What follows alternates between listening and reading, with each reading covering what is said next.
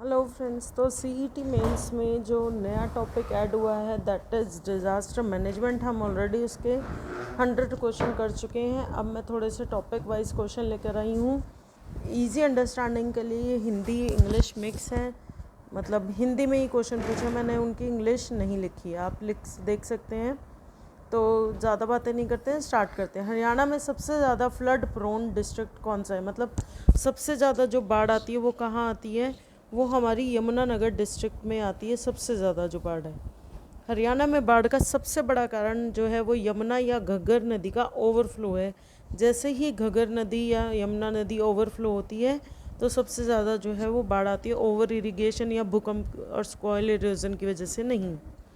यमुना के फ्लड के दौरान कौन सा बैराज सबसे ज़्यादा प्रभावित होता है? सबसे ज़्यादा जो है हथीनी कुंड, क्योंकि वो जो है हमारा हथीनी कुंड बैराज है वो उसी साइड में है जहाँ से यमुना हमारे यहाँ सबसे पहले एंटर करती है।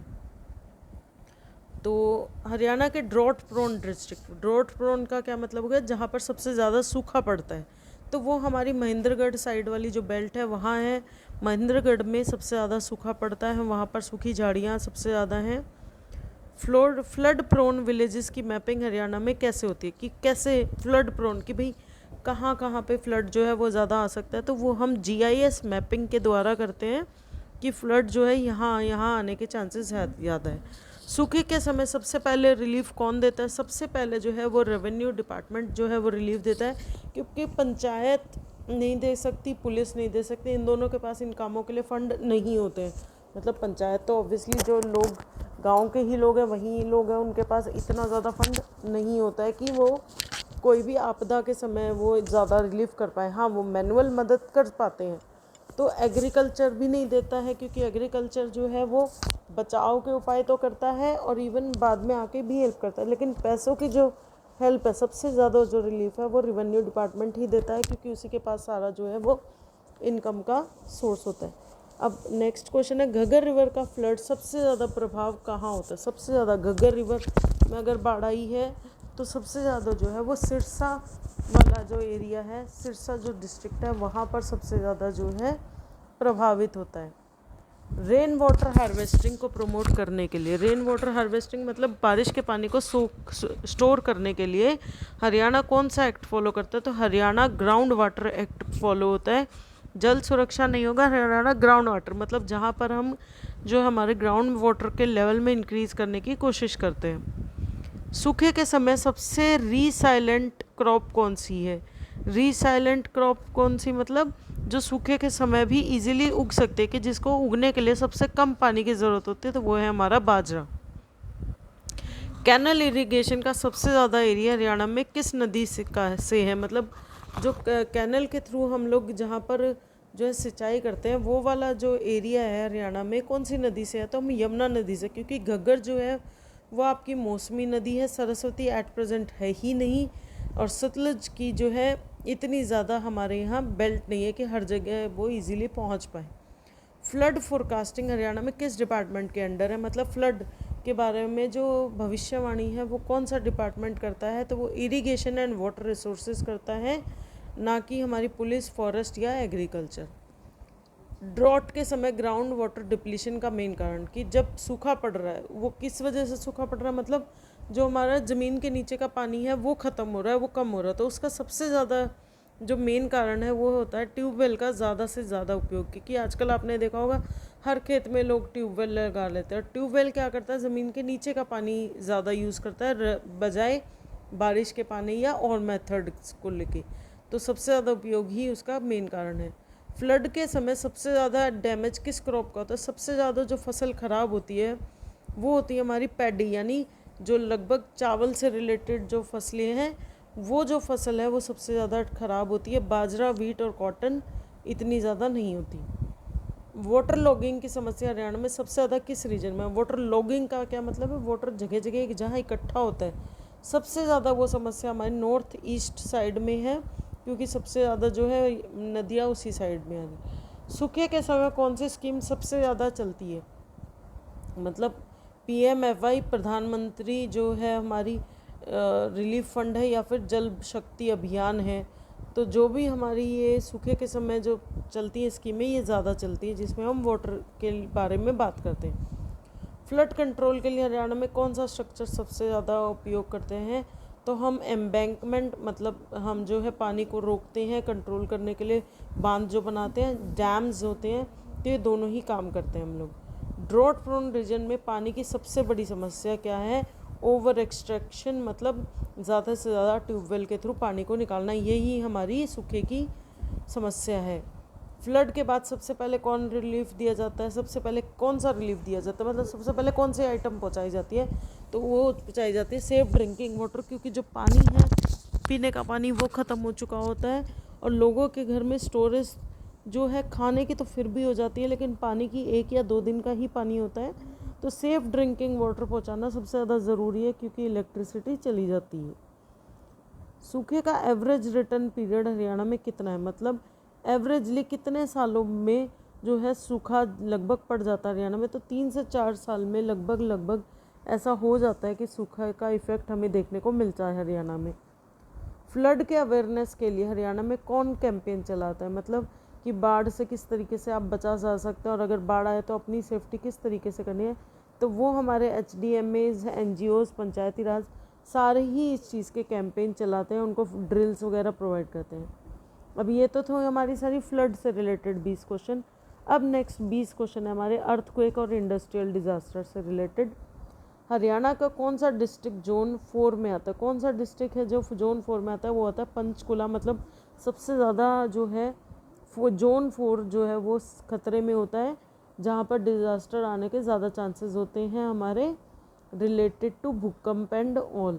जो हरियाणा है, हरियाणा में सबसे ज़्यादा अर्थक्वेक प्रोन NCR डिस्ट्रिक्ट कौन सी हमारी? वो गुरुग्राम है। यहाँ पर सबसे ज़्यादा अर्थक्वेक आने के चांसेस हैं अगर हम NCR की बात करें तो। भूकंप मैग्नीट्यूड का मेजरमेंट किस स्केल पर होता है? तो वो हम रिक्टर स्केल है, ये बहुत बार क्वेश्चन पूछा गया है कि भूकंप की मेजरमेंट कहाँ से होती है, हम रिक्टर स्केल का यूज़ करते हैं। हरियाणा में कौन सा इंडस्ट्रियल एक्सीडेंट सबसे बड़ा माना जाता है? सबसे बड़ा इंडस्ट्रियल एक्सीडेंट माना जाता है वो है हमारा पानीपत में जो रिफाइनरी लीक हुई थी, वो उसे हम इंडस्ट्रीज़ का सबसे ज़्यादा इफेक्ट सिर्फ हरियाणा के लिए मानते हैं कि उसमें सबसे ज़्यादा जान माल का नुकसान हुआ था। हरियाणा के किस रीजन में लैंडस्लाइड रिस्क होता है? कि लैंडस्लाइड मतलब पहाड़ों के जो पत्थर खिसक जाते हैं, तो वो हमारे अरावली फुट हिल्स, क्योंकि यही जो फुट हिल्स है वो हरियाणा में सबसे ज़्यादा एरिया कवर कर रही है, तो अरावली फुट हिल्स में ही सबसे ज़्यादा रिस्क होता है। सिस्मोग्राफ का उपयोग किस चीज़ के लिए होता है? तो सिस्मोग्राफ जो एक हमारी डिवाइस है वो अर्थक्वेक की वेव को मेज़र करने के लिए यूज़ होता है। सिस्मोग्राफ की कितनी तेज़ी से जो अर्थक्वेक की वेव्स आ रही हैं हमारे यहाँ। भूकंप के समय सबसे सेफ जगह कौन सी होती है? तो वो होती है हमारी ओपन ग्राउंड, क्योंकि भूकंप में क्या होता है, बिल्डिंग की बिल्डिंग गिर जाती है। अगर आप ओपन ग्राउंड में होंगे तो वहाँ पर चांसेस सबसे ज़्यादा होते हैं बचने के। हरियाणा में भूकंप ड्रिल किसके अंडर आती है? तो हमारी HDMA NDMA दोनों ही मिलके काम करती हैं हमारी रिलेटेड टू हरियाणा में भूकंप से रिलेटेड या कोई भी डिज़ास्टर मैनेजमेंट से रिलेटेड। भूकंप प्रोन बिल्डिंग का एग्जांपल हरियाणा में भूकंप से बचने के लिए जो बिल्डिंग बनती है वो कौन सी होती है? जो पुरानी पंचकुला की बिल्डिंग्स है वो भी, और जो नए गुड़गांव में स्काई स्क्रैपर्स की जो बिल्डिंग्स है वो दोनों एग्जांपल है भूकंप प्रोन, मतलब भूकंप से कि जो मतलब भूकंप से सबसे ज़्यादा इफेक्टिव होंगी। हरियाणा के इंडस्ट्रियल जोन में सबसे ज़्यादा केमिकल रिस्क का है? सबसे ज़्यादा जो केमिकल का रिस्क है वो हमारा पानीपत, बहादुरगढ़, गुड़गांव तीनों में ही है, क्योंकि तीनों में ही हमारे केमिकल्स फैक्ट्रीज़ लगी हुई हैं बहुत ज़्यादा। इंडस्ट्रियल डिज़ास्टर के बाद सबसे पहले कौन रिस्पॉन्स देता है? तो इंडस्ट्रियल डिज़ास्टर के बाद सबसे पहले जो लोकल पुलिस है वो आती है, वो अपने साथ अपने जल्दी टीम्स को लेके आती है, चाहे वो मेडिकल टीम हो या आपकी आग बुझाने के लिए टीम हो, उनको एक्टिवेट करती है। हरियाणा में भूकंप अवेयरनेस किस डिपार्टमेंट के अंदर चलती है? तो भूकंप की अवेयरनेस हमारी HDMA, IMD, एजुकेशन डिपार्टमेंट सारे ही डिपार्टमेंट लगाते हैं। आजकल बच्चों के लिए भी 11th-12th की बुक्स में भी जो है आपका चैप्टर इंक्लूड किया गया है डिज़ास्टर मैनेजमेंट, तो ये सब अवेयरनेस फैलाते हैं। अर्थक्वेक रेजिस्टेंट बिल्डिंग के लिए हरियाणा में कौन सी गाइडलाइन फॉलो की है?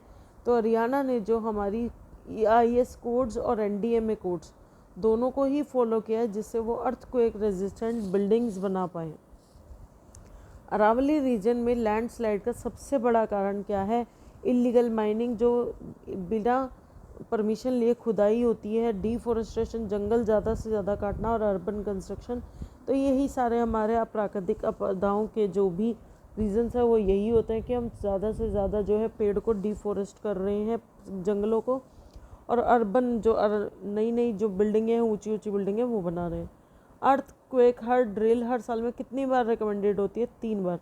मतलब 3 बार साल में हर जगह अर्थक्वेक से बचने की ड्रिल ज़रूर होनी चाहिए। हरियाणा के रिफाइनरी प्लांट में सबसे ज़्यादा बड़ा हैज़ार्ड क्या है? वो है एक्सप्लोज़न। मतलब उससे रिफाइनरीज में अगर कुछ हो सकता है तो सबसे ज़्यादा क्या होगा? एक्सप्लोड होगा। ना कि बाढ़ आएगी बल्कि तेल होगा, रिफाइंड केमिकल होगा, तो वो रिएक्ट ज़्यादा करेगा, बम ज़्यादा फूटेंगे। अर्थक्वेक के दौरान कम्युनिकेशन का सबसे बढ़िया मीडियम क्या होता है? आपका रेडियो और मोबाइल ऐप्स। टीवी नहीं होता क्योंकि टीवी से तो गिर ही चुका होगा भूकंप के कारण। लोगों के हाथ में या तो होगा रेडियो जो हर जगह सुनाई दे जाएगा, या मोबाइल छुपा के रखा, मोबाइल बचा लिया होगा अपने साथ, तो मोबाइल के थ्रू। हरियाणा के हाई राइज बिल्डिंग के लिए कौन सा सेफ्टी चेक ज़रूरी है? हाई राइज मतलब जो बड़ी बड़ी इमारतें हैं उनके लिए सेफ्टी चेक कौन सा ज़रूरी है? स्ट्रक्चर ऑडिट, कि किस तरीके का स्ट्रक्चर वो बनाए जो उन्हें भूकंप से बचने में मदद करे। एनसीआर रीजन का कौन सा सिस्मिक जोन है? एनसीआर रीजन जो है वो 3rd और 4th दोनों ही जोन में आता है आपका। अर्थक्वेक रिस्पॉन्स का पहला स्टेप होता है, अर्थक्वेक में अगर आ जाए तो उसमें सबसे पहला जो स्टेप होता है वो होता है अर्ली वार्निंग अलर्ट। सबसे पहले अलर्ट जारी करना चाहिए। अब हमारे जो नेक्स्ट 20 क्वेश्चन है वो हमारे पॉलिसीज़, अथॉरिटीज़ और प्रिपेयर्डनेस से रिलेटेड है। तो हम आज की वीडियो में 50 ही करेंगे, तो 10 ही क्वेश्चन करेंगे इसके। हरियाणा डिज़ास्टर मैनेजमेंट अथॉरिटी का हेड कौन है? होता है तो वो हमारे चीफ मिनिस्टर होते हैं। जो भी स्टेट के जो चीफ मिनिस्टर होते हैं वही होते हैं। SDRF हरियाणा कब बनी थी? SDRF जो है वो 2013 में ही चालू की गई थी हरियाणा में। हरियाणा का DDMA का हेड कौन होता है? DDMA यानी डिस्ट्रिक्ट डिज़ास्टर मैनेजमेंट अथॉरिटी का हेड डिस्ट्रिक्ट कलेक्टर होता है। हरियाणा में EOC का फुल फॉर्म क्या होता है? EOC होता है इमरजेंसी ऑपरेशन सेंटर, जो एकदम से काम करते हैं। कोई भी इमरजेंसी होने में जो सबसे पहले ऑपरेशन हरकत में आते हैं वो लोग यहाँ होते हैं।